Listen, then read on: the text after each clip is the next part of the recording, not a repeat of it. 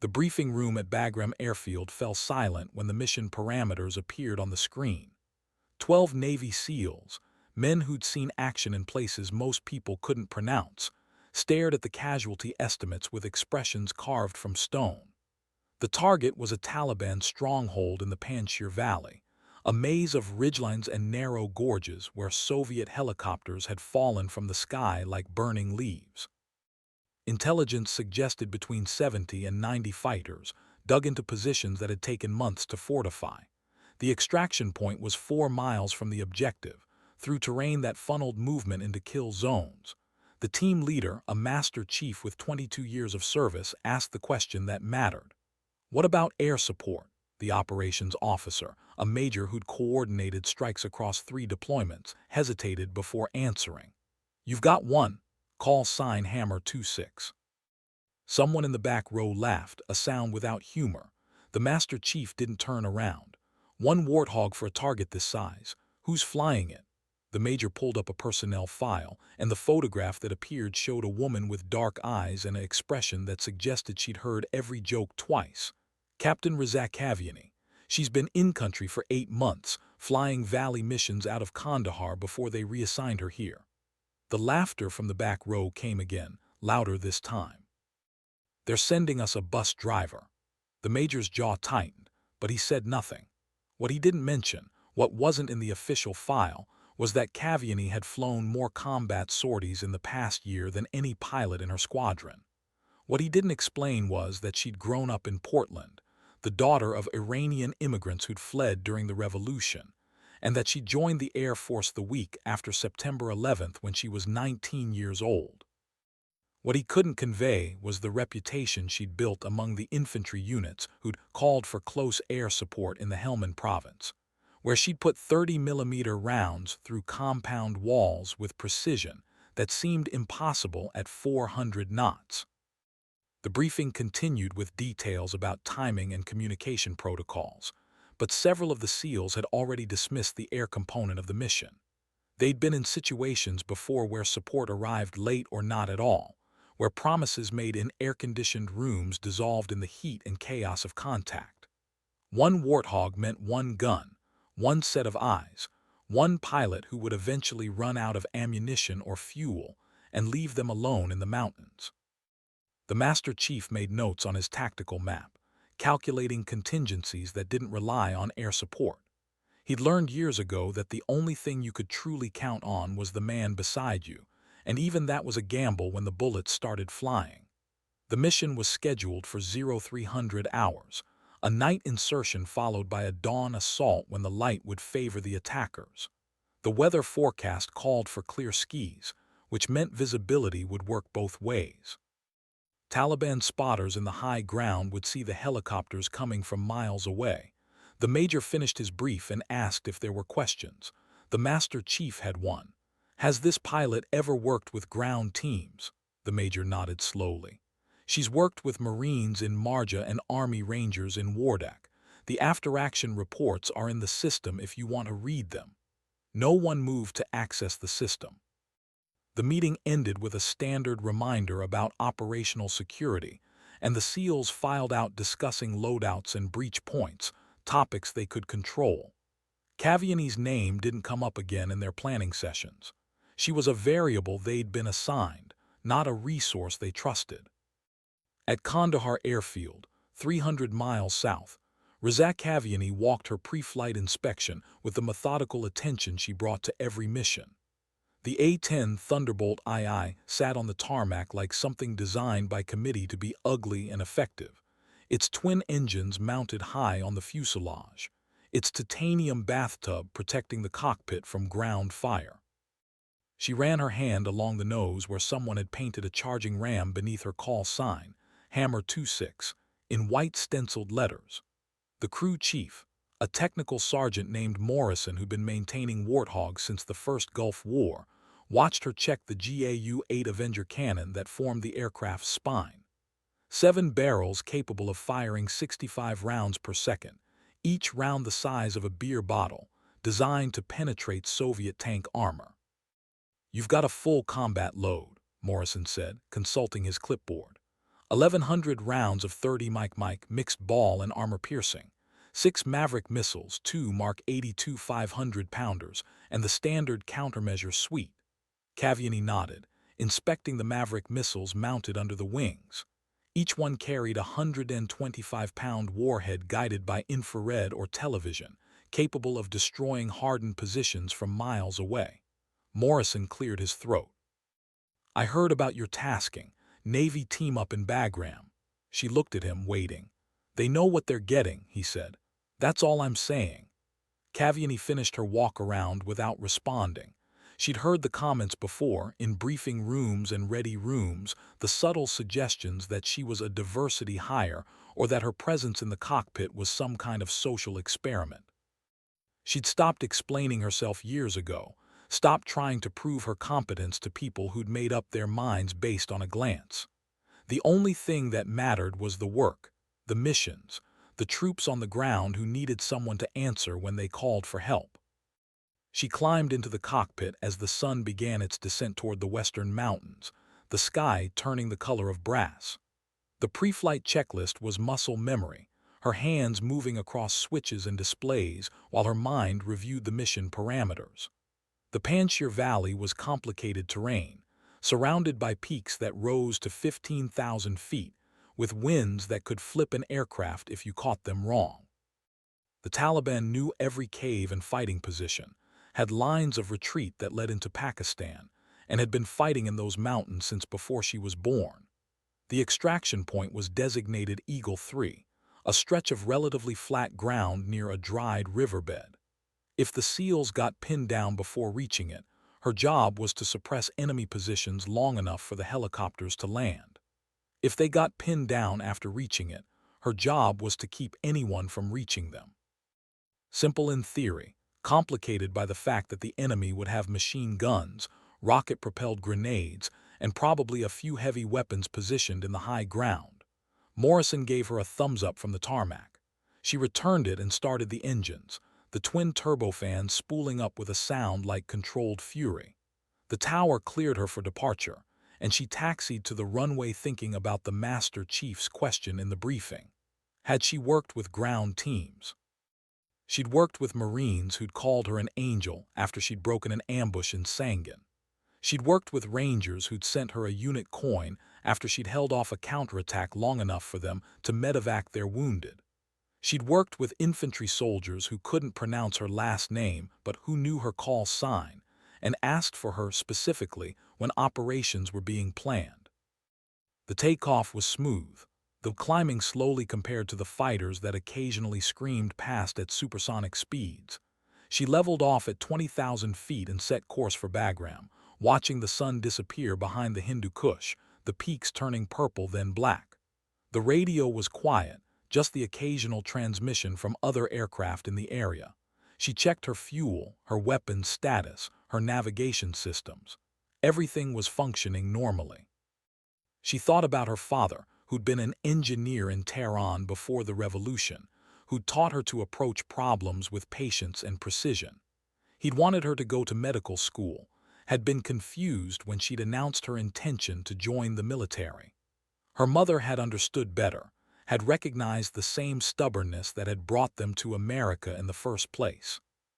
Flying the A-10 was like having a conversation with physics and violence, a delicate negotiation between what the aircraft could do and what the situation demanded. It wasn't graceful like an F-16 or imposing like a B-52, but it was honest in a way she appreciated. It did one job extraordinarily well, and that job was keeping people alive when everything was trying to kill them. An hour into the flight, the radio crackled with a transmission from Bagram Approach Control, clearing her to land. She descended through the darkness, seeing the runway lights appear like a constellation at the base of the mountains. The landing was unremarkable, which was exactly how she preferred it. Morrison would refuel and rearm the aircraft while she attended the final mission briefing, scheduled for 2,200 hours. She had 3 hours to eat, rest, and review the target area one more time. The briefing room was fuller than before, with Air Force intelligence officers and a liaison from the Tactical Air Control Party who would coordinate her strikes. The Navy SEALs were there too, sitting in the back rows with expressions that suggested they were attending under protest. The Master Chief gave her a nod that might have been acknowledgement or dismissal. She took a seat near the front and studied the terrain maps being displayed, memorizing the elevation changes and potential approach vectors. The intelligence officer, a captain who looked young enough to be carded at a bar, described the target compound in detail. Stone walls, multiple buildings, firing positions overlooking the valley floor. Recent surveillance had shown increased activity, fighters moving supplies and weapons into position. The assessment was that they were expecting an attack, though they couldn't know when or from where. The TACP liaison, a staff sergeant named Briggs who had the weathered look of someone who'd spent years in the field, explained the communication procedures. Call sign for ground element is Dagger 16. They'll have laser designation capability if you need to use smart weapons. Time on station should be approximately 2 hours based on your fuel load, longer if you can get a tanker. Kaviani made notes on her kneeboard card, translating the briefing into the checklist she'd follow once the mission started. The Master Chief raised his hand. What's the weapons-free protocol if we've got troops in close contact? Briggs looked at Kaviani, who answered without hesitation. I won't release anything without positive identification and confirmation of friendly positions. If you're danger close, I'll make dry passes to suppress enemy fire until I can get accurate coordinates. The gun has better precision than missiles for troops in contact situations. The Master Chief studied her for a moment, his expression unreadable. You've done this before. It wasn't a question, but she answered anyway. 63 combat missions since last December, 41 involving close air support for ground forces. Someone in the back row muttered something she didn't catch. The Master Chief silenced whoever it was with a look, then turned back to the briefing. The intelligence officer continued with details about enemy weapons and likely defensive tactics. The Taliban had shown increasing sophistication in recent months, using cell phones to coordinate fires and employing techniques borrowed from insurgents in Iraq. They had heavy machine guns, probably Russian-made DSHKs that could engage aircraft up to 5,000 feet. They had RPGs, though those were more effective against helicopters than fixed-wing aircraft. They had no surface-to-air missiles, which was the only unambiguous good news in the entire briefing. The meeting concluded with a final weather update: clear skies, light winds, temperature in the mid-40s at altitude. The Master Chief stood and addressed his team with the kind of calm authority that came from experience. Loadout comms check at 0100. This is a surgical operation. We get in, eliminate the target and extract before the sun comes up. Questions? There were none. The SEALs filed out, their movements efficient and purposeful. Kaviani gathered her notes and headed for the door, but the Master Chief stopped her with a gesture. Captain, she turned, waiting. The Marines you worked with in Marja, what did they say about you? She considered the question, understanding that he was evaluating her in a way the official file couldn't capture. They said I show up when I say I will and that I don't waste ammunition. The Master Chief nodded slowly. That's good enough for me. But understand something, if my team gets compromised, we're going to need more than someone who shows up on time. We're going to need someone who stays until the job is done, no matter what. Kaviani met his eyes without flinching. I've never left anyone behind, Master Chief. I'm not planning to start tonight. He extended his hand and she shook it. His grip was firm but not aggressive, the handshake of someone establishing an understanding rather than making a point. Call sign Dagger 16. We'll be listening. She returned to the flight line, where Morrison had the A-10 ready for the mission. The aircraft sat under portable lights, fully armed and fueled, looking like something that belonged in a museum dedicated to functional ugliness. She climbed into the cockpit and ran through her checklist again, then settled in to wait. The mission timeline showed wheels up at 0230, which gave her 90 minutes. She closed her eyes and thought about nothing in particular, a meditation technique she'd learned from an older pilot who'd flown F-4s in Vietnam. The ability to rest before action was as important as any tactical skill. At 0215, she began her startup procedures. The engines came to life with their familiar sound, reliable and unglamorous. She contacted the tower and received clearance to taxi. The runway stretched ahead in the darkness, marked by lights that seemed inadequate for the task of guiding a 30-ton aircraft into the sky. She advanced the throttles and felt the acceleration, the moment when the aircraft transitioned from being bound to Earth to being held aloft by physics and determination. The flight to the Panjshir Valley took 45 minutes, following a route that kept her clear of known anti-aircraft positions while maintaining the altitude she'd need to respond quickly when the ground team called. She monitored multiple radio frequencies, listening to the helicopters that were inserting the SEALs, listening to the distant chatter of other aircraft in the theater. The night sky was clear, stars visible in profusion, the kind of view that would have been beautiful under different circumstances.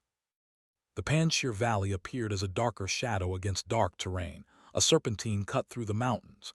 She orbited at 18,000 feet above the effective range of small arms fire, watching her fuel gauge and waiting. The radio crackled at 0347. Hammer 26, Dagger 16, radio check. Kaviani keyed her microphone. Dagger 16, Hammer 26 reads you Lima Charlie. I'm holding at Angels A-10, 30 minutes from your position. Copy that, Hammer. We're approximately 3 hours from objective. We'll advise when we need you. She acknowledged and continued her orbit, occasionally checking in with the AWACS aircraft that was coordinating air operations across the region. Flying in circles at altitude was simultaneously boring and nerve-wracking, a state of enforced patience while knowing that everything could change in seconds. She thought about the Master Chief's question, about staying until the job was done. That was the unspoken contract between air and ground, the understanding that transcended rank and service branch. When someone called for help, you answered. When someone was in contact, you stayed. Everything else was negotiable, but that wasn't. The sky began to lighten at 0530, a gradual transition from black to deep blue. Kaviani could see the mountain peaks emerging from darkness, their snow-covered tops catching the first hint of sun. The valley below remained shadowed, a place where night held on longer than the surrounding terrain. Her fuel was at 70%, which gave her another hour before she'd need to consider returning to base. The radio remained quiet except for routine transmissions. At 0612, everything changed. Hammer 26, Dagger 16, troops in contact, requesting immediate close air support over. Kaviani's hand was already moving across her weapons panel before the transmission finished. Dagger 16, Hammer 26 is inbound. Send your position and target description. The Master Chief's voice was calm despite the sound of gunfire audible in the background. Grid November Bravo 478, 621. We've got approximately 30 enemy fighters in hardened positions, northeast of our location, range 200 meters. They've got machine guns and RPGs. We're taking fire from multiple directions. She rolled the A-10 into a steep bank, descending toward the valley while plotting her attack run. The coordinates appeared on her display, showing the ground team's position relative to the target area. 200 meters wasn't much separation, but it was workable if she approached from the right angle. Dagger 16, I need you to mark your position. Pop smoke or use your designator. There was a pause, then the Master Chief responded. Smoke out, red smoke. Kaviani descended through 15,000 feet, the valley walls rising on either side, her eyes scanning for the red smoke that would tell her where the friendlies were. She saw it at 12,000 feet, a crimson plume rising from behind a rocky outcropping on the valley floor. North of that position, perhaps 250 meters away, she could see muzzle flashes from multiple locations. The enemy had the high ground, which explained why the SEALs were pinned down. The terrain funneled their movement and gave the Taliban clear fields of fire. She keyed her microphone. Dagger 16, I've got visual on your smoke. I'm going to make a north-to-south run on the positions northeast of you. Keep your heads down. The Master Chief acknowledged, and she rolled the A-10 into her attack run, descending to 8,000 feet and lining up on the target area. The heads-up display showed her altitude, airspeed, and weapons status. She selected the GAU-8 cannon and placed the targeting pipper on the first cluster of muzzle flashes. The Warthog wasn't fast or pretty, but it was stable at low speeds, which meant she could take her time aiming. She squeezed the trigger, and the cannon erupted with a sound like tearing canvas, the entire aircraft vibrating as 65 rounds per second poured from the gun. She walked the stream of fire across the enemy positions, seeing dust and debris explode where the 30mm rounds impacted. She held the trigger for 3 seconds, expending nearly 200 rounds, then pulled up and banked hard to avoid any return fire. The radio came alive. "Good hits, Hammer. You've got their attention. I've got movement on the west side now. They're trying to flank us." Caviani climbed back to altitude, scanning for the new threat. She spotted it after a moment, a group of fighters moving through a dry streambed, using the terrain to mask their approach. She rolled in again, this time attacking from west to east, placing her fire between the enemy fighters and the SEAL position. The cannon roared again, churning the streambed into a cloud of dust and shattered rock. She could see figures scattering, some not getting up. The A-10 shuddered as she pulled out of the dive, and a warning light illuminated on her right engine. She scanned the gauges quickly, oil pressure dropping, exhaust gas temperature rising. The engine had taken damage, probably from ground fire she hadn't seen. She secured the right engine, shutting down the fuel and letting the turbine spool down, then adjusted her power on the left engine to compensate. The aircraft handled differently on one engine, less responsive, but it was still flyable. The A-10 had been designed to take damage and keep fighting. Dagger 1-6, Hammer 2-6.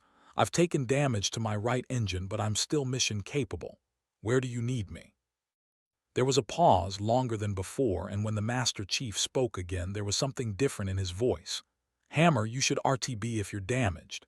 Caviani checked her fuel and systems. She had 45 minutes before she'd need to start thinking about fuel reserves. The left engine was operating normally. Her weapons were fully functional. "Negative, Dagger. I've got plenty of fight left. Where do you need me?" Another pause. "East side ridge line, approximately 400 meters from our position. They've got a heavy machine gun up there that's keeping us pinned. We can't move until that's neutralized." She banked toward the ridge line, climbing to gain a better angle. The heavy machine gun wasn't hard to find. Its muzzle flash was distinctive, larger and more sustained than the small arms fire. The problem was that the position was dug in, protected by rocks and terrain. She selected one of her Maverick missiles and activated the seeker head, letting the infrared sensor scan for heat signatures. The machine gun showed up clearly, its barrel hot from sustained fire. She locked the Maverick and waited until she had good geometry, then fired. The missile streaked away from the wing, leaving a trail of white smoke as it guided itself toward the target. The explosion was visible even from her altitude, a fireball that consumed the machine gun position and sent debris tumbling down the ridge line. "Target destroyed," she reported. "Dagger 1-6, you're clear to move." The Master Chief's response was immediate. "Moving now, Hammer. We're going to need you to keep them off us while we reach the extract point. Can you maintain station?" She looked at her fuel gauge. 30% remaining. Maybe 30 minutes of flying time if she was conservative. The extract point was 2 miles from the current position, across terrain that the Taliban knew intimately. "I can give you 30 minutes. Make them count." The SEALs began their movement, and Caviani began the most intense half-hour of her career. She orbited above them, watching for threats, diving to attack whenever enemy fighters appeared. She fired her remaining Mavericks into hardened positions. She dropped her Mark 82 bombs on a compound where reinforcements were staging. She expended her cannon ammunition in careful bursts, making every round count. The left engine temperature was climbing, pushed beyond its designed limits. Warning lights illuminated across her panel: low fuel, hydraulic pressure fluctuating, fire detection system faulting. The A-10 was holding together through determination and Morrison's maintenance, but it wouldn't last forever. At 07:15, the Master Chief reported they'd reached the extract point.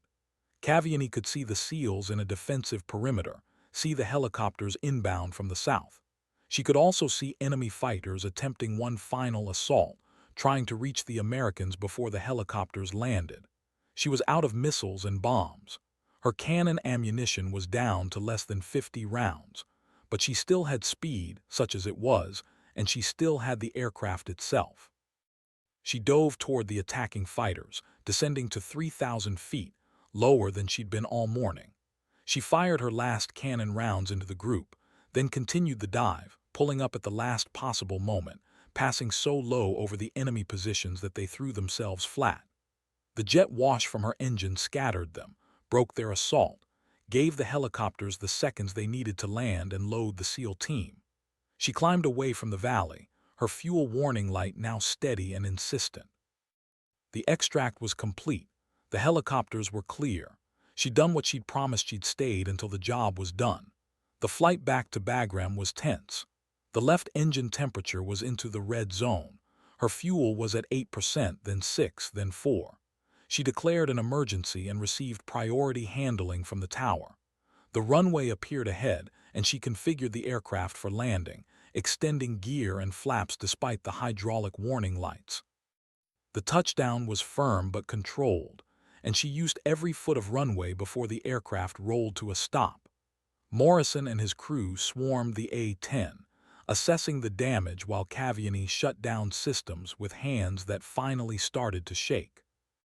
The right engine was destroyed, its turbine blades shattered by what appeared to be a .30 caliber round that had found exactly the wrong place at exactly the wrong speed. The left engine was damaged from being pushed past its limits. The hydraulic system was leaking fluid from multiple locations. The airframe had taken dozens of small-caliber hits, none critical individually, but collectively painting a picture of an aircraft that had been in the middle of serious combat. Morrison stood under the wing, staring at the damage, then looked at Cavani with an expression that combined pride and concern. "You brought her home," he said. "That's what matters." She nodded, too tired to say much. The crew chief gestured toward the operations building.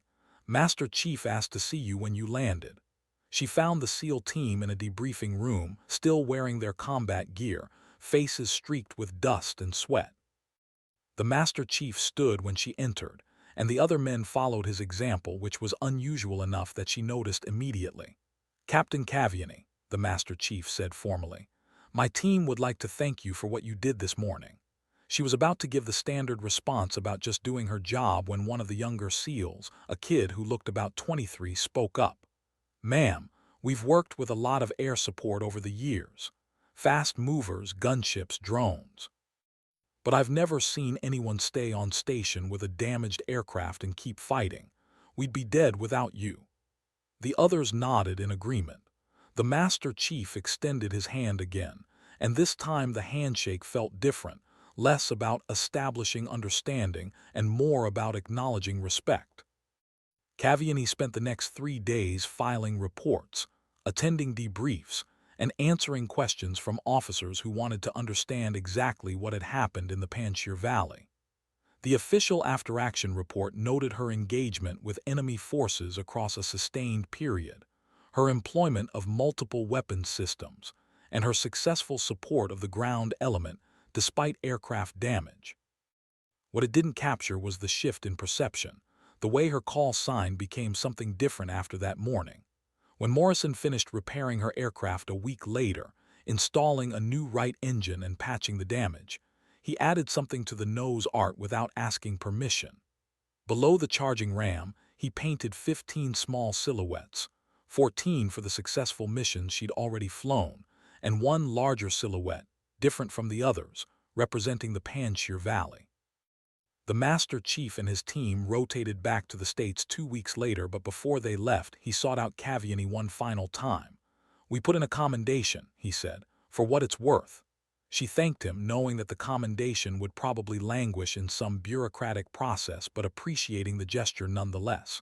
"There's something else," he continued. "My team, we have a tradition.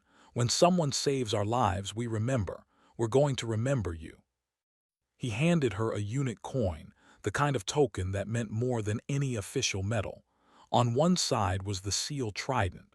On the other, someone had engraved a simple phrase, Hammer 26 stayed until the job was done. Word spread through the military community in ways that official reports never traveled. Pilots heard about the engagement through their informal networks. Ground units heard about it from the SEALs who'd been there. Within weeks, Caviani's call sign was known across the theater, not because she'd sought recognition, but because the work spoke for itself. She continued flying missions out of Kandahar, supporting Marines in Helmand, Army units in Kandahar province, and occasional special operations teams who requested her specifically. The nature of her taskings began to change subtly. When operations were being planned, when air support was being allocated, her name appeared more frequently in the coordination documents. Squadron commanders who'd never spoken to her directly began asking questions about her availability. The quiet competence she demonstrated throughout her career was suddenly visible to people who hadn't been paying attention. In the ready room at Kandahar, younger pilots asked her about techniques for close air support in mountainous terrain. She answered their questions without making it a teaching moment, sharing what she'd learned through experience rather than presenting herself as an authority. The culture in military aviation could be harsh toward those who sought attention, but it respected those who simply did the work well. 5 months after the Panjshir mission, she was selected for a position as an instructor at the Air Force Weapons School, teaching advanced tactics to pilots from across the service. It was the kind of assignment that typically went to officers with impeccable records and the right connections. But her record now included something that connections couldn't provide: proof of performance under the worst possible circumstances. On her final flight from Kandahar before rotating home, Caviani took off at dawn and flew a route that passed over the Panjshir Valley. She didn't have a tactical reason to be there. She simply wanted to see the place again from altitude in daylight without the chaos of combat. The valley looked peaceful from 18,000 feet, the morning sun illuminating the ridgelines where enemy fighters had been positioned, the streambed where she'd employed her cannon, the spot near the dried riverbed where the SEALs had held their perimeter. It was just terrain, rocks and dirt and sparse vegetation, but it represented something more significant than geography. It was the place where perception had shifted, where assumptions had been tested and discarded. She flew on toward Kandahar, leaving the valley behind but carrying its lessons forward. The understanding that competence revealed itself in action, not argument. The knowledge that respect was earned through performance, not demanded through position. The recognition that the only opinion that truly mattered was the one formed by those who depended on you when everything was falling apart. Morrison was waiting when she landed, supervising the shutdown procedures for what would be the last time. "Going to miss having you around, Captain," he said.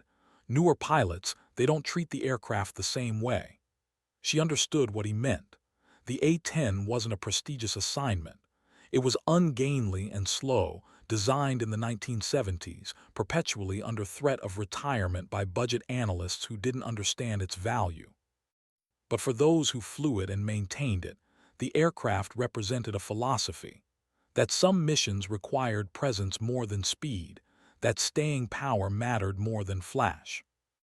The ceremony at the Air Force Weapons School was formal and brief, the kind of event the military conducted efficiently before moving on to the next item on the agenda. Her parents attended, flying in from Portland, and her mother cried despite having promised she wouldn't. Her father shook hands with officers whose ranks he didn't fully understand, but whose respect for his daughter was evident in their manner. A colonel she'd never met gave a speech about excellence and dedication, hitting the expected themes without particular insight. What mattered was afterward, when the other instructor pilots, the weapons officers who'd been doing this job for years, welcomed her to the staff with a casualness that signified acceptance. They didn't make a ceremony of it, just started including her in their planning discussions, asking her opinions about curriculum development, treating her as a peer rather than a newcomer. She taught classes on close air support, tactical employment of the A-10, and operational planning for complex environments. Her students were captains and majors, experienced pilots who'd been selected for advanced training because they showed potential for leadership. She didn't tell war stories or emphasize her own experiences. Instead, she presented problems, forced them to work through scenarios, and critiqued their solutions with the same precision she'd learned to apply when aiming the GAU-8 cannon. Some students initially questioned her credentials, usually through subtle means like asking about her combat experience or wondering aloud whether someone her age had sufficient operational background. She never took the bait, never felt the need to justify herself through credentials. Instead, she let the curriculum speak for itself, designing exercises that revealed the complexity of decisions made under pressure. In her second year as an instructor, she was asked to present at a symposium on joint operations, specifically addressing coordination between air and ground forces. The audience included officers from all services, some of whom had been skeptical about the value of the A-10 platform for modern warfare. She gave a presentation that focused on the Panjshir Valley mission, not from a perspective of celebrating her own actions, but from analyzing the decision points that had determined its success. She talked about communication protocols, about the importance of understanding ground tactics from an airman's perspective, about managing limited resources against complex threats. At the end of the presentation, a Marine colonel asked a question. "Captain, when your engine was damaged and your fuel was critical, what made you decide to stay on station instead of returning to base?" She considered the question carefully, aware that her answer would be interpreted beyond its literal content. "Sir, I'd made a commitment to those men on the ground. They'd planned their mission based on having air support. Leaving them because my aircraft was damaged would have meant breaking that commitment. The only time you RTB is when you physically can't continue. Everything else is a choice about priorities." The colonel nodded slowly. "That's the kind of thinking we need more of across joint operations. Thank you, Captain." After 3 years at the weapons school, Kaviani was promoted to major and assigned to a staff position at Air Combat Command Headquarters. It was the kind of job that could be deadly for an operator's career, sitting in an office building managing programs instead of flying missions. But it was also how the Air Force developed its senior leaders. She worked on acquisition programs for close air support platforms, contributing to decisions about what aircraft would replace the A-10 when it was finally retired. The debates were complex, involving engineering constraints, budget limitations, and philosophical disagreements about what close air support meant in modern warfare. Some argued that drones and smart weapons had made the A-10's mission obsolete. Others pointed to situations like the Panjshir Valley, where no drone could have stayed in the fight with a damaged engine, where no computer algorithm could have made the decision to remain on station despite critical fuel. She found herself in meetings with generals and defense contractors, presenting analyses that bore her signature neutrality. Here are the facts. Here are the constraints. Here are the possibilities. She never advocated loudly or positioned herself as the expert. Instead, she offered information that allowed others to make informed decisions, trusting that good data would lead to reasonable conclusions. In her 4th year at headquarters, she was selected for lieutenant colonel below the zone, meaning she was promoted ahead of her peers, a distinction that marked her as someone the service wanted to retain and develop. The promotion came with assignment as commander of an A-10 squadron at Davis-Monthan Air Force Base in Arizona, bringing her back to operational flying after years in administrative roles. Taking command of a squadron was a defining moment in any officer's career, the point where leadership became more than a concept studied in professional development courses. She inherited 90 personnel, 18 aircraft, and the responsibility for maintaining combat readiness across multiple mission sets. The first few months were consumed with learning her people's capabilities, understanding the unit's strengths and weaknesses, and establishing the command climate she wanted. She flew with every pilot in the squadron, evaluating their skills without making it feel like an interrogation. She spent time with the maintenance crews, learning the quirks of each aircraft, understanding the supply chain challenges that Morrison had dealt with years ago at Kandahar. She met with the spouses and families, recognizing that squadron readiness extended beyond the flight line. There was a moment, 3 months into command, when she realized the Panjshir Valley mission had become something different than she'd intended.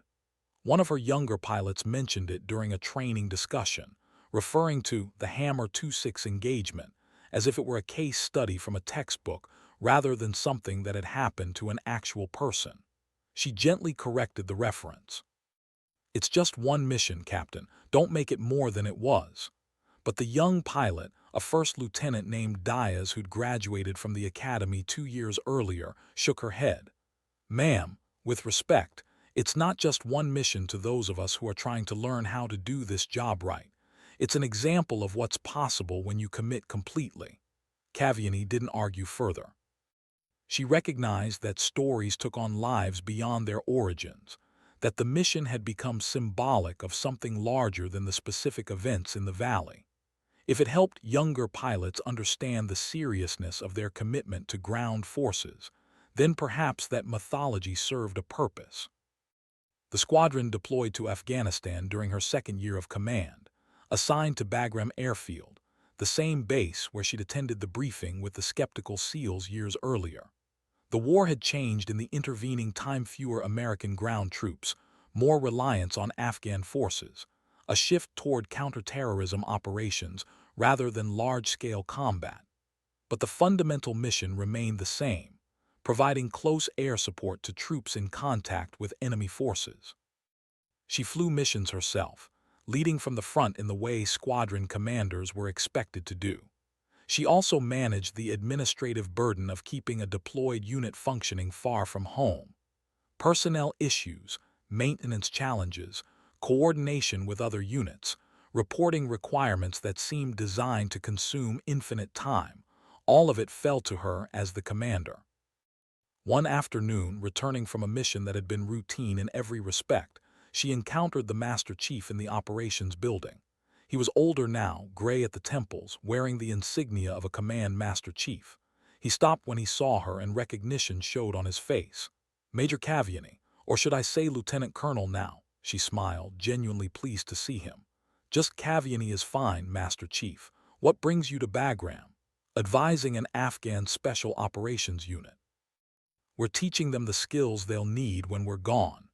They talked for 20 minutes, catching up on the years since the Panjshir Valley. He'd done 3 more deployments, worked across multiple theaters, and was nearing retirement.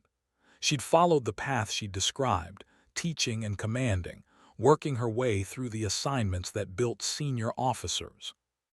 "That coin I gave you," he said finally. "You still have it," she nodded. "It's in my desk at home. I look at it sometimes when I'm making decisions about how to run the squadron." The Master Chief seemed satisfied with that answer. "The men who were with me that day, we still talk about you. Not often, not like some kind of obsession, but when the subject of air support comes up, your name gets mentioned. That's the highest compliment we can give." She thanked him, understanding that he was acknowledging something that official awards and promotions couldn't capture: the respect of those who'd been there when it mattered. They parted with a handshake and the understanding that they probably wouldn't meet again, that their lives had intersected at a critical moment and then diverged, but that the intersection had been meaningful for both. The deployment lasted 6 months, and her squadron flew more than 800 combat sorties without a single aircraft lost to enemy action. 3 of her pilots earned Distinguished Flying Crosses for missions where they'd supported ground forces under intense fire. 2 of her maintainers received Bronze Stars for keeping the aircraft flying despite supply shortages and equipment failures. When the squadron returned to Arizona, she submitted each award with detailed justifications, ensuring her people received the recognition they'd earned. A year later, she was selected for colonel and assigned as vice commander of an air expeditionary wing, a position that involved oversight of multiple squadrons and coordination of air operations across a region. The job was almost entirely administrative, the kind of staff work that kept her in conference rooms rather than cockpits, but it was also the path toward wing command, which was the goal for any officer who aspired to strategic leadership. She attended meetings in Washington, briefing general officers about readiness challenges and modernization requirements. She represented the Air Force at joint conferences, explaining the capabilities and limitations of close air support to audiences who often preferred to think about air power in terms of strategic bombing or air superiority. She was approached, during her second year as vice commander, by a writer working on a book about women in combat aviation. The writer wanted to interview her about the Panjshir Valley mission, having heard the story through military networks. Kaviani politely declined. "I appreciate your interest, but I'm not comfortable being the focus of that kind of attention. There are dozens of women flying combat missions who have stories worth telling." The writer persisted, arguing that her story was particularly compelling because of the specific circumstances, the damaged aircraft, the choice to stay in the fight. Kaviani remained firm. "If you want to write about women in combat aviation, write about all of them. Write about the pilots who have flown hundreds of missions without anyone noticing. Write about the maintainers who keep the aircraft flying. Write about the quiet competence that doesn't make headlines." The writer eventually respected her wishes, though the book, when it was published, included a chapter titled "The Pilot Who Stayed" that featured an anonymous account clearly based on the Panjshir Valley mission.